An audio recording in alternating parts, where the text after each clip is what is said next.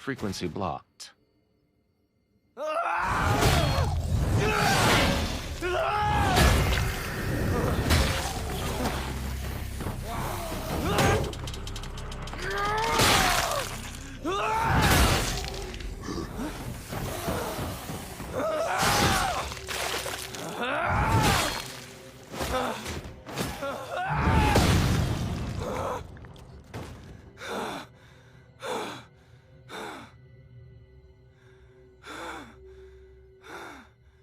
You arrogant little asshole.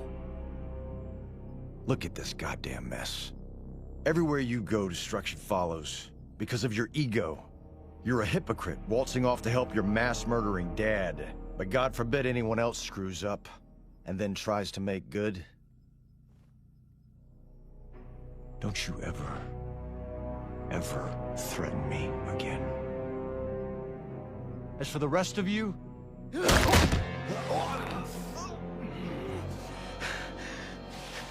I will never work for you again. We are done. And if you ever come near my family again, I will kill you.